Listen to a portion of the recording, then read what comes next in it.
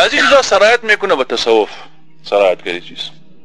حال صوفیا مثلا مشاهده میکنیم، این منظر که ما چشم خودی مشاهده کردیم، والله عزوجل ما شما را، ما را و نسل های ما شما را نگاه کنه. در بر امام در اسلام آباد جای به نام ارس دارن، ارسال ارس.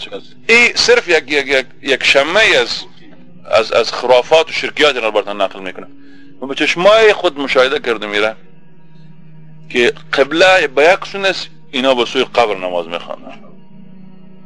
و شما چی فکر میکنین که داری همین تعداد خیلی کثیر مردم به آغوشته است. متوجه باشین اینا مشرکین هستن، اینا مشرکین هستن، اینا جهل به ناظر نیست کسی بگه اینا جاهل هستن، اینا مشرکین هستن.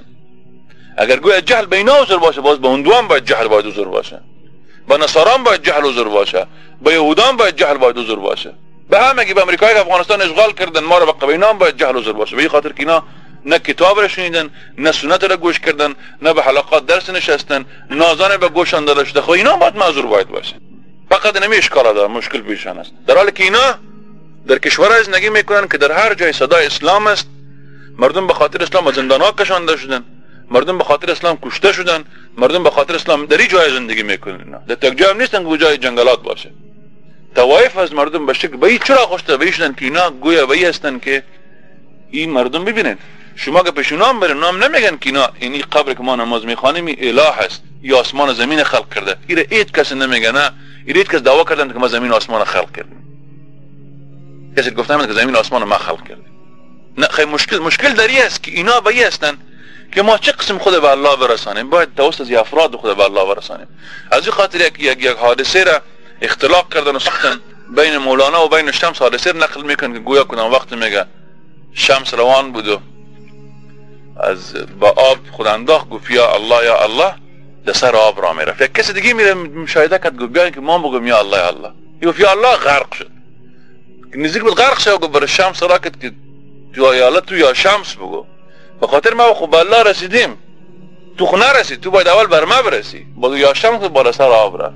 این قصه با صورت میگیره، باز اوه ناز و کرشمه صوفیا را مشاهده میکنیم در مجالس که همگی دلالت به چی میکنه؟ دلالت به شرکی طایفه میکنه. کسی به اعتقاد باشه، اعتقاد بگذار که به اعتقاد نباشه. کسی کار انجام داد مشرک است. از این خاطر ما همیشه علما را به این مطالبه میکنیم که مسائل برای مردم بیان کنن.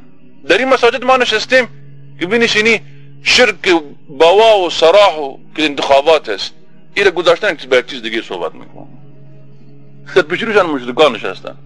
اینا را چطور نجات بتن از مردم؟ برای مردم حاصل به می است که باید برای مردم بیان شود، حقایق برای مردم بیان شود. بگذار که تهمت مردم تو را تهمت کنن، بر تهمت در پشت بچسبانن. حالی مشکل شفاعت زمین پیدا میشه که گویا اینا حتی چی میگن؟ حتی با بعضی که نشسته بدخواست یا کتاباشون بخوانن، کسایی که می قبر پرست است، اینا به این عقیده هستن که ما وقتی که مثلا در قبر میریم زیارت میکنیم، چون همی کسی که قبر که صاحب از این قبر باشه در اینجا که مدفون است، این خود در نعمتهای الله عزوجل دیگه غرق است. از این خاطر که ما باید زمین انوار ما باید مستفید شویم، ما باید غرق از این صاحب از این قبر شویم. وقتی که در قبر بینو غرق شویم، از این خاطر شما مشاهده میکنی در اطراف قبرها به این شکل می باشن.